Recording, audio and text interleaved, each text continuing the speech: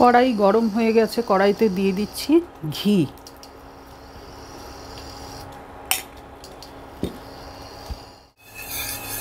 ঘি গরম হয়ে গেছে, এবার দিয়ে দিচ্ছি গোটা গরম মশলা ফোড়ন।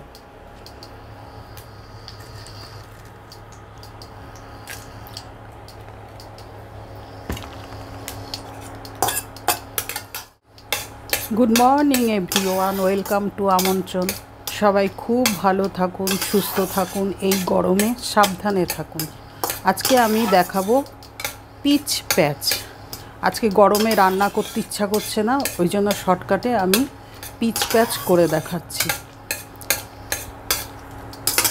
যাদের মুখে রুচি নেই কোনো কারণে, এই রেসিপিটা খেলে মুখে খুব ভালো লাগবে, ওই জন্য আজকে আমি পিচ প্যাচ করে দেখাচ্ছি। গরম মশলাটা ভাজা হয়ে গেছে, এবার আমি দিয়ে দিচ্ছি কুচনো পেঁয়াজ।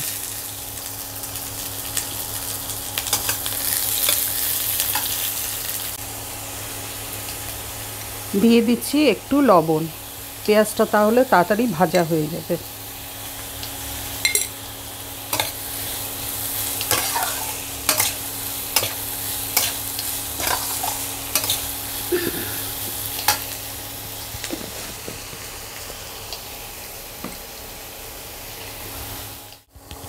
পেঁয়াজটা একটু ভাজা ভাজা হয়েছে, এবার আমি দিয়ে দিচ্ছি আদা রসুন কাঁচা লঙ্কা পেস্ট।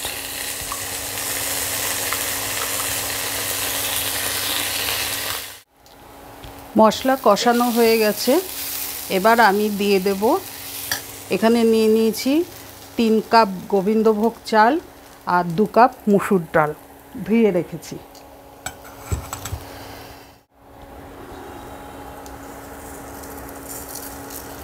মুসুর ডাল আর গোবিন্দভোগ চালটা এখন আমি একটুখানি ভেজে নেব।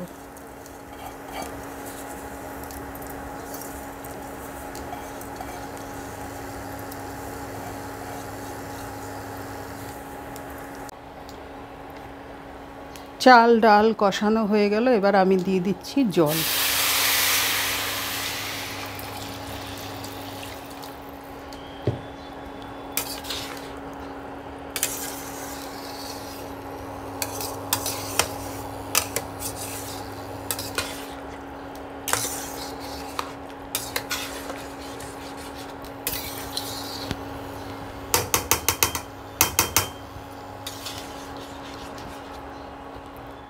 দিয়ে দিচ্ছি লবণ।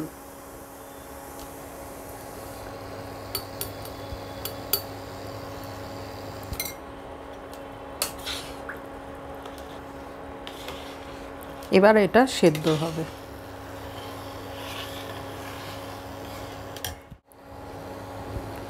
এর মধ্যে দিয়ে দেব কটা গোটা কাঁচা লঙ্কা, একটু চিনি। রান্নাটা আমার কমপ্লিট হয়ে গেছে, এবার আমি নামিয়ে নেব।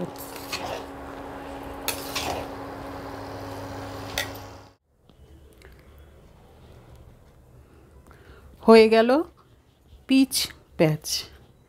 এখানে আমি একটু মোটা মোটা করে আলু ভাজা আর সাথে করে নিয়েছি ডিমের অমলেট।